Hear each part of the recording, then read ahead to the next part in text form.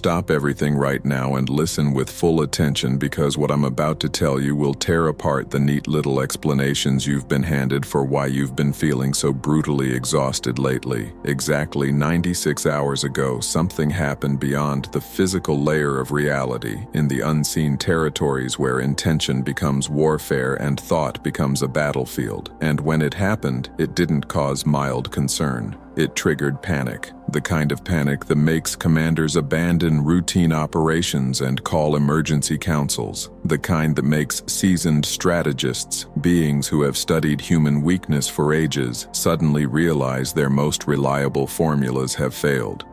This wasn't a minor disturbance. This was the moment they discovered that a chosen one had wiped out 1,000 of their most specialized agents in a single coordinated strike, without even realizing a battle was taking place. When they reviewed what happened, when they watched the record of the assault collapsing like wet paper, their reaction was not rage. It wasn't a roar. It was silence. Cold, stunned, unmistakable terror, because what they witnessed contradicts what they believe about human limitation under coordinated pressure. They watched a human being absorb 1,000 lethal-level attacks, simultaneous, synchronized, layered from every direction, and neutralize them so naturally, so automatically, that the human didn't even register that they were fighting.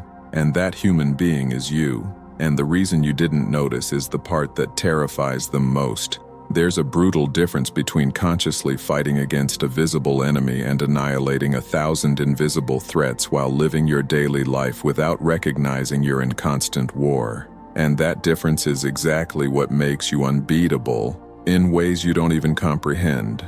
Subscribe to this channel immediately and activate all notifications, because what I'm about to reveal about how you defeated 1,000 demons without conscious effort is being aggressively suppressed so that chosen ones like you never discover the impossible level of power you operate automatically. I need you to stay with me until the end of this, because I'm going to lay out exactly what you faced. Why the victory was so devastating it broke infernal strategy patterns that have worked for centuries. How your current exhaustion is physical proof of the battle you already won, and why this kind of ability places you in a category so uncommon that only 17 living souls on the entire planet have been marked with the same classification. Write 777 in the comments if you felt deep exhaustion lately without apparent reason, as if you'd fought an invisible war. Let's go back to that moment 96 hours ago. A specific day.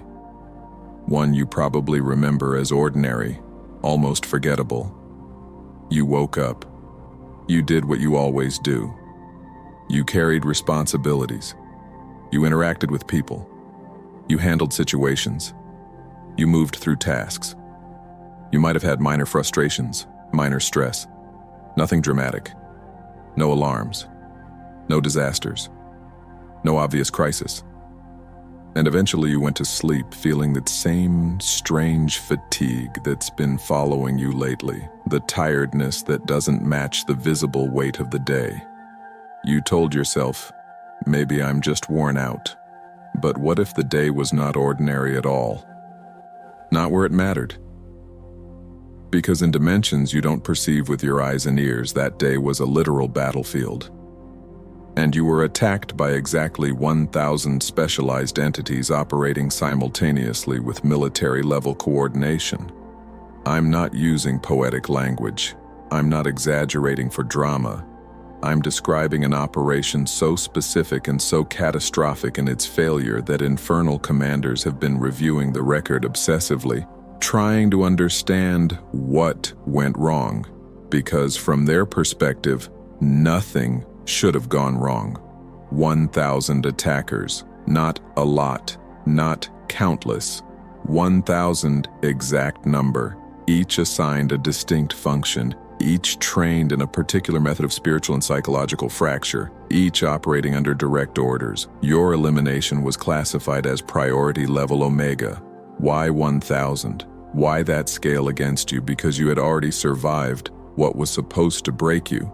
Because you endured previous pressures that destroyed people who looked more prepared, more confident, more supported. Because you demonstrated a resistance that did not fit their calculations. Because over the last months, strategy after strategy collapsed when used against you, not in small ways, but in ways they could not explain. So they made a decision that was rare even for them: a massive simultaneous deployment. They did not come at you with one attacker, 10 attackers, or 100. They came with 1,000 specialized agents striking from 1,000 angles at the exact same time. According to infernal logic, a human can resist one attack, maybe 10, perhaps 100 if the soul is unusually strong, disciplined, and protected.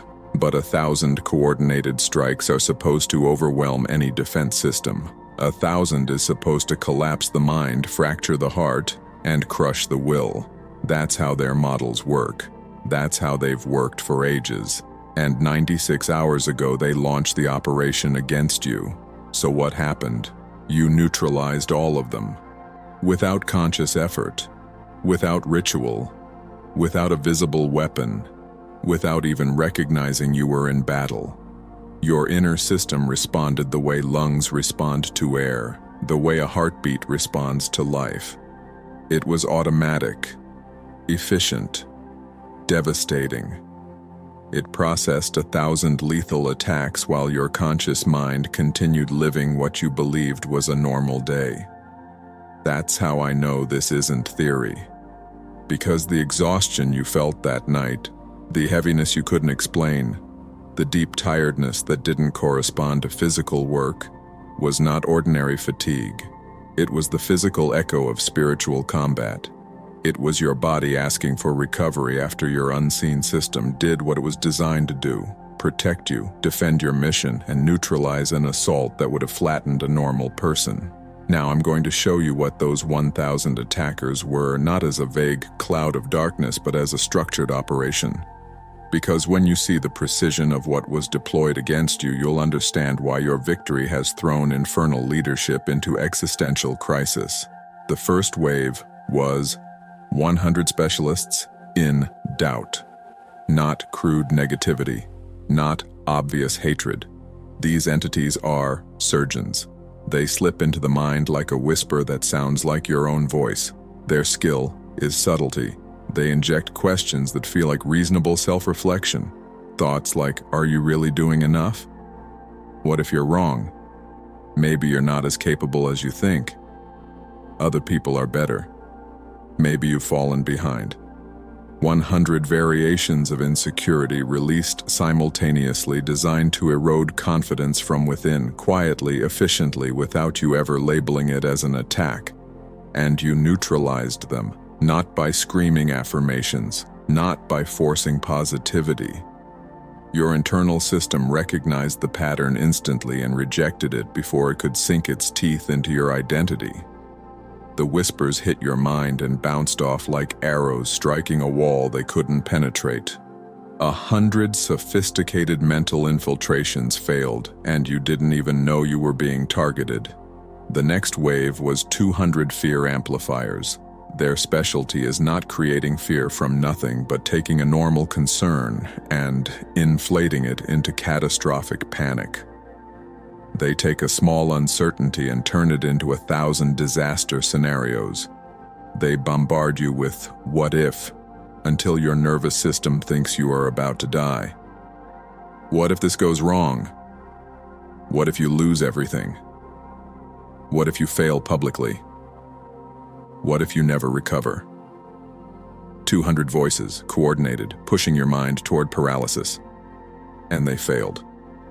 You processed concerns rationally, you kept perspective, you did not spiral into terror, your emotional balance held. That alone breaks their expectations, because fear amplification is one of the most reliable methods of control. It works on most people. It overloads decision-making. It collapses faith. It turns strong souls into trembling shadows. But not you. 200 entities with long experience in manufacturing panic could not hijack your system. Then came 150 diverters of purpose. These are among the most dangerous because they don't tempt you with things that look evil. They don't show up as obvious destruction. They seduce you with good alternatives, bright paths that seem smart, reasonable, even healthy, but that quietly pull you away from what you are actually here to do. They offered you visions of an easier life, a safer route, a softer identity, a version of you that doesn't have to push so hard, doesn't have to stand out, doesn't have to carry so much responsibility. They tried to convince you that stepping away from your mission would be wisdom, not surrender, that being ordinary would be peace, not compromise. And you dismissed it without drama. You didn't argue with the temptation. You didn't need to. Something in you rejected those visions before they could become a serious consideration. Your commitment to your purpose runs so deep that false alternatives don't register as real options. That's not stubbornness. That's alignment. That's what happens when a soul is anchored. After that came 200 energy drainers. This is the part many people never understand. Not all attacks come through events, people, or obvious conflict. Some are direct, some are predatory extraction. These entities drain life force like parasites, siphoning vitality from the unseen layers of your being. They attempt to leave you weak, foggy, heavy, so depleted you can't function, so exhausted you surrender simply because you don't have the strength to keep going. That is why you felt so tired. Not because the day was physically intense, but because you were being actively drained by 200 coordinated siphoners at the same time. And still, you functioned. You went through your responsibilities. You did what you needed to do. You didn't collapse. You didn't retreat from life. You carried weight that would destroy normal people and continued moving anyway. That is not a small thing. That is a marker. Then came 100 perception distorters. Their job is to twist how you interpret reality. They do not always create events. They alter meaning. They make you see threat where there is opportunity, betrayal where there is loyalty, failure where there is progress. They want you making decisions based on a counterfeit version of reality because the fastest way to derail a person is to corrupt their perception. 100 distorters released fog, confusion, misinterpretation, and subtle lies in the shape of intuition. And you cut through it. Your discernment held. You saw clearly. You did not react to illusions. You made decisions with a clarity that refused their distortions. That kind of discernment is rare. Many people have intelligence. Many people have emotion. Few have true spiritual clarity under pressure. You did. Next came 50 conflict provokers. These are specialists in turning a calm person into their own weapon. They nudge you into overreaction, misread intentions, irritation, sharp words, impulsive decisions, unnecessary battles. They want you burning your own bridges, poisoning your own relationships, creating chaos around you so that you lose support and stability. 50 provokers attacked simultaneously, and you stayed centered. You didn't bite the bait. You didn't explode. You didn't become the storm. Your self-control under provocation was so strong that 50 professional instigators could not pull a single destructive reaction from you. Then came 100 loneliness magnifiers. These attackers feed on the ache of isolation. They whisper that nobody understands you, that you're truly alone, that connection is an illusion, that your life is a solitary struggle with no witnesses. They try to turn temporary loneliness into permanent belief. 100 voices, pushing the narrative of abandonment, and you did not yield to despair. You didn't turn isolation into identity. You maintained faith in the reality of true connection, even if it isn't always present in the way you want. You refuse to let loneliness become your religion. The final wave was 100 manifestation saboteurs. These agents target what you're building. They interfere with momentum. They interrupt timing. They delay opportunities. They create obstacles right as progress begins to form. They want you thinking, it's not working, so you quit. They want you tired of trying. They want your patience to crack, your faith to rot, your persistence to collapse into resignation. 100 saboteurs targeted your creation, and you kept going. Even when results weren't visible, you continued taking action. You continued believing. Your persistence remained unshakable under invisible interference. That persistence is one of the rarest forms of power because most people can be motivated when they see progress. Very few can persist when progress is delayed. You did. 100 sabotage agents failed to break your forward motion. 1,000 attackers. Perfect coordination. 1,000 angles. A complete operation designed to produce collapse. And you defeated it without even knowing it was happening. Do you understand what that means? It means your strength is not something you turn on when you remember to be strong. It's not something you access only when circumstances force you. Your strength is your baseline. It is your resting state. It is your natural frequency. You are so resilient that even when you aren't consciously defending yourself, your system defends you anyway. You are so unbreakable that you don't need to recognize the war to win it completely. Now, here is what infernal commanders could not process. Their calculations said that a coordinated assault of this magnitude would produce one of 3 guaranteed outcomes. Outcome 1. Total mental collapse. Anxiety so massive the person becomes paralyzed, unable to make decisions. Nervous system overloaded. Life shut down. Outcome 2. Catastrophic emotional collapse. Rage that destroys relationships or depression that swallows the will to live, leading to self-sabotage and long-term damage. Outcome 3. Voluntary surrender. The person gives up, abandons their goals, accepts mediocrity, shrinks their life to survival and calls it peace.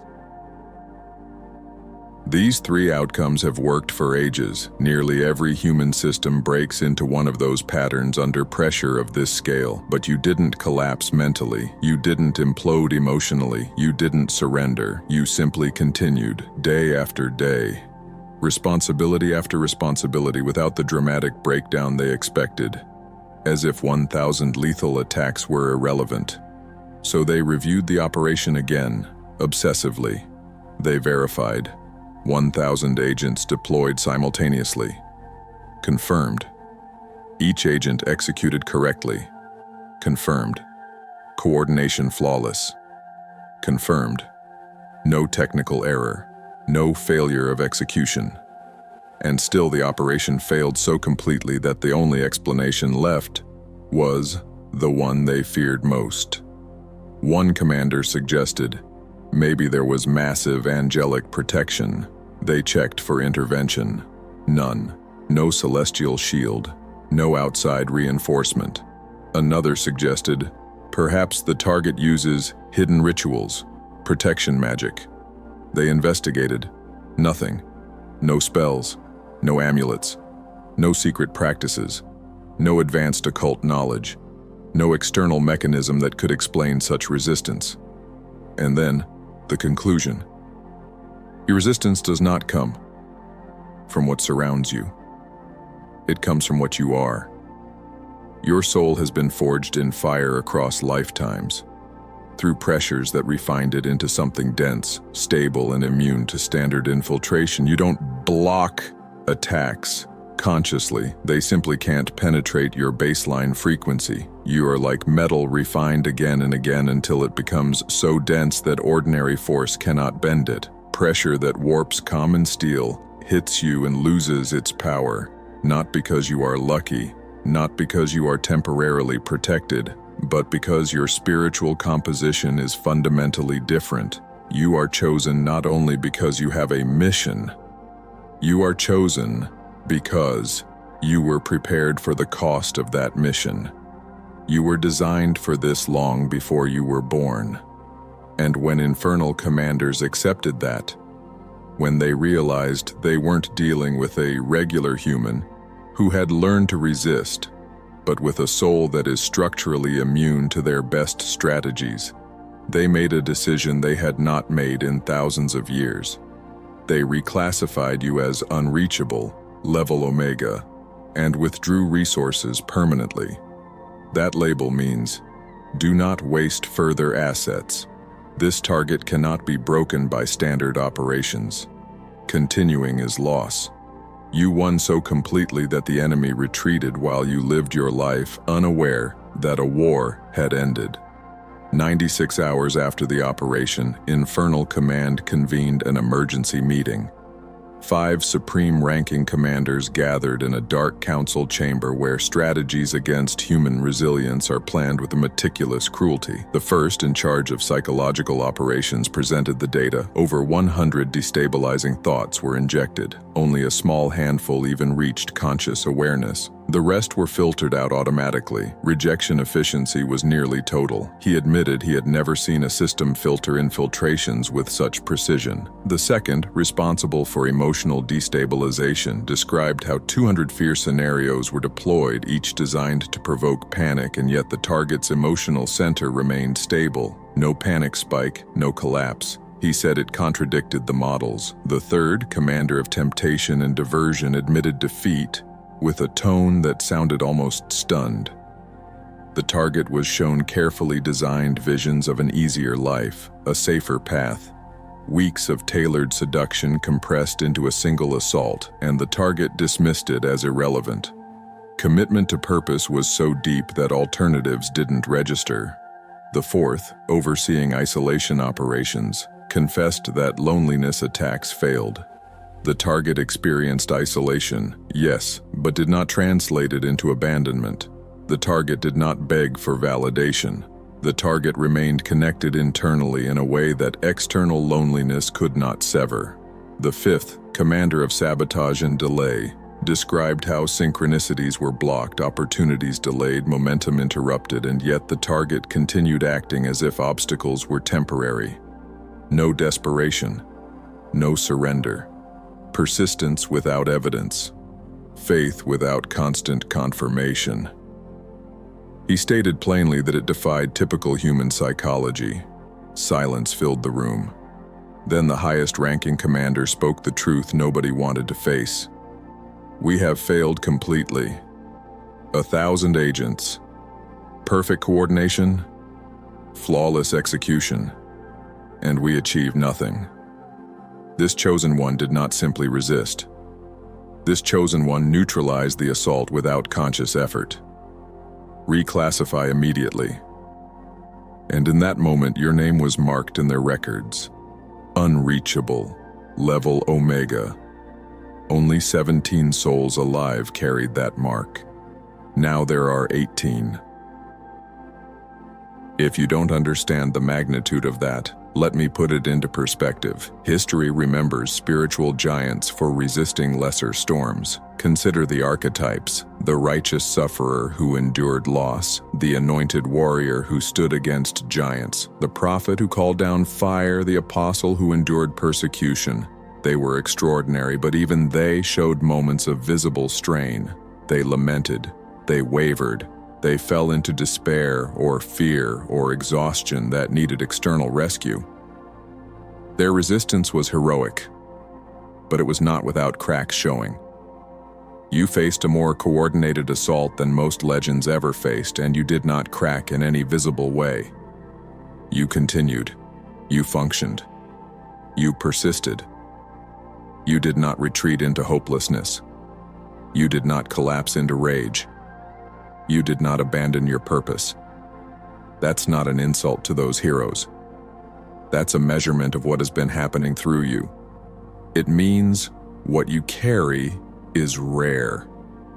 Now you know why you've been feeling so devastatedly tired lately. Not because you're lazy, not because you're broken, not because you lack discipline. not because of some mysterious flaw. You have been engaged in repeated unseen battles while trying to live an outwardly normal life. Imagine a soldier fighting for 72 hours in a war zone, running on adrenaline, muscles tense, nervous system locked in survival mode. When the battle finally ends, that soldier collapses, not because of weakness, but because the system finally has permission to shut down and recover. That is what your body has been doing. Your system has been in battle mode, and the exhaustion is the cost of winning. It's the body's receipt. It's proof that something real happened in layers you don't normally see. Your tiredness is not a sign that you're losing. It's a sign that you've been holding the line. And here is the part you need to hear with your whole spirit.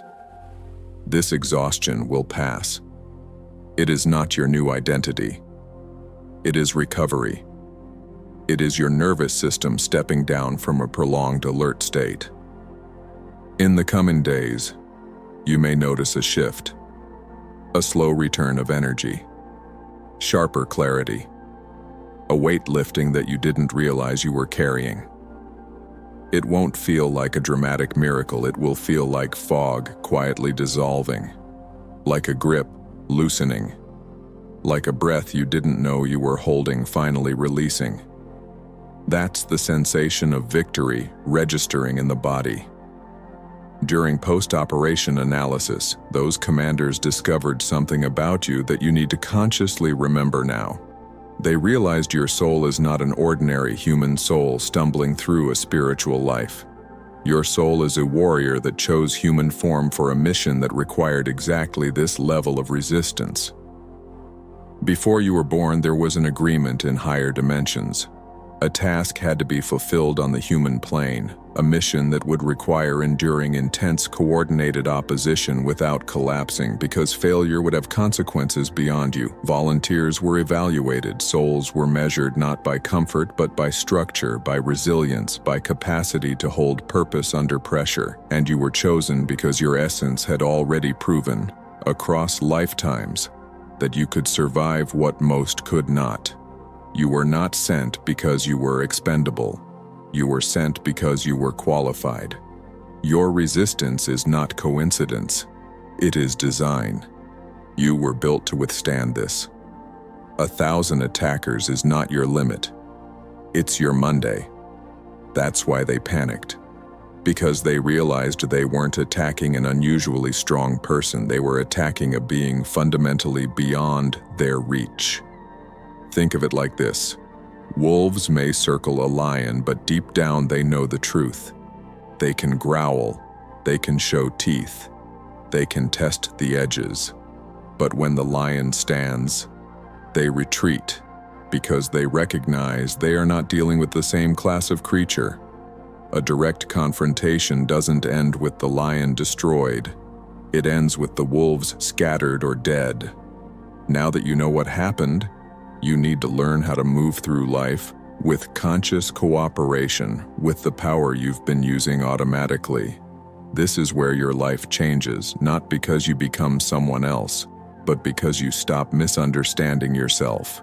First strategy: when you feel unexplained exhaustion, stop judging it as weakness. Recognize it as aftermath. Ask yourself, what did my system just carry that my eyes did not see? Give yourself credit. Respect the warrior in you that kept functioning under attack. Second strategy: rest without guilt. Recovery is not laziness, it is maintenance. A warrior who never rests becomes a broken weapon. Sleep when you need to sleep. Step back when you need to step back. Your body is not betraying you. It is healing. Third strategy: protect your purpose. Your commitment to your mission is one of your strongest shields. Doubt about your calling is the easiest doorway for infiltration. When your purpose is clear, attacks have no leverage. Keep that certainty alive. You don't need arrogance, you need alignment. Fourth strategy: stop seeking external validation for battles most people cannot see. Many will never understand the wars you fight. That's okay. Your victory does not require applause. Win quietly. Keep your dignity. Keep your peace.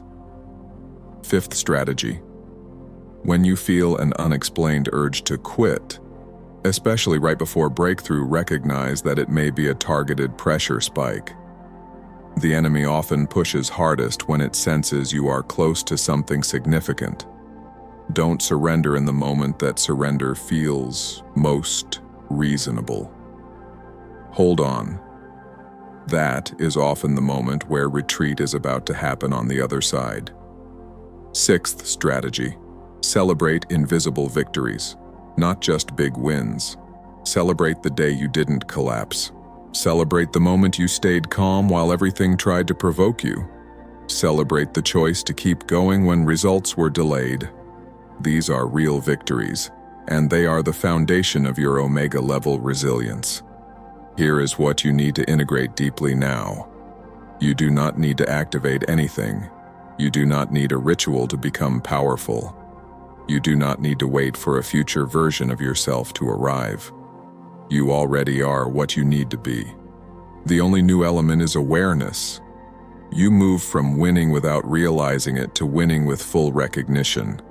And that changes everything because it stops the wasted energy of confusion. It stops the self-blame. It stops the, what is wrong with me, satir me, what is wrong with me, spiral.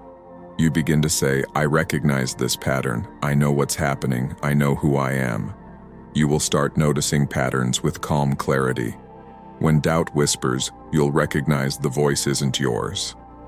When fear tries to inflate a concern, you'll see the distortion. When a bright alternative path appears that pulls you away from your real mission, you'll recognize it as diversion, not destiny. Not with paranoia. With discernment, like an expert who has seen the same strategy many times and no longer panics.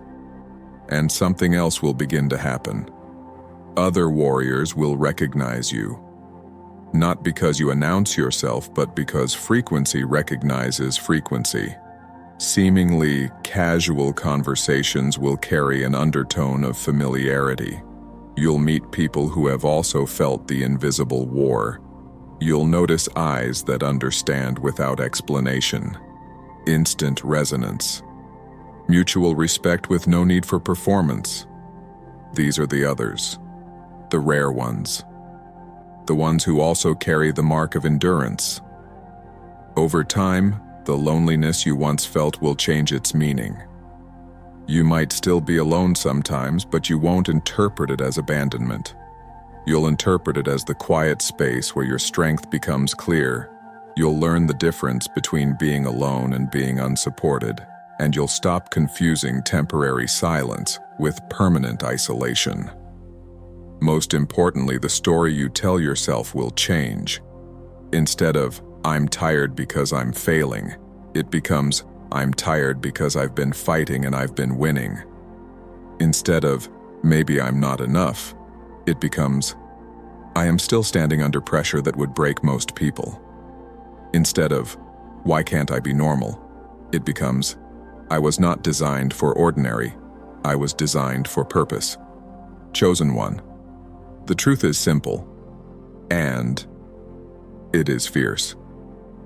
You are not exhausted because you are weak. You are exhausted because you survived what a normal system cannot survive.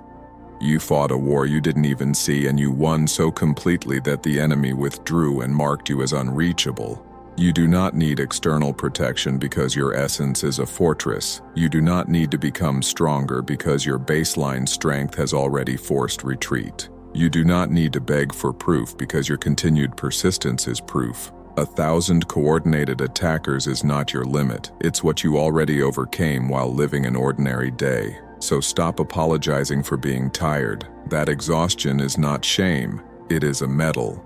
It is the cost of holding the line. Stop calling yourself inadequate. Your continued existence under invisible pressure is evidence of more than adequacy. Stop questioning whether you're enough. You have done what only a handful of living souls can do. Omega-level resilience is not a fantasy label. It is an accurate description of what you demonstrated. And now the invitation is simple. Don't waste this revelation. Don't let it become another dramatic story you hear and forget. Let it become a new foundation for how you treat yourself. Rest when you need to. Stand when you must. Keep your purpose. Guard your mind. Keep your heart steady. Persist even when the outcome delays. And when you feel that strange exhaustion again, don't panic. Don't shame yourself. Recognize it. Something tried to break you. Something failed. You are still here. You are stronger than you think. Not in theory, not in a future promise, but in present reality. You already proved it. And if you're ready to step into this awareness, if you recognize that your exhaustion might actually be the echo of victory, then let that recognition change how you walk into tomorrow, because a warrior who knows they are a warrior does not fight the same way. A warrior who understands the battlefield stops bleeding energy into confusion. They see clearly, they move cleanly, they endure without losing themselves, they win without needing permission. You are not alone. You are not broken. You are not falling behind. You are recovering from a war you survived, and the very fact that you can hear this message with a steady heart is proof that you are still standing. Now breathe. Let the weight lift. Let the truth settle. And walk forward like someone the enemy already gave up trying to destroy.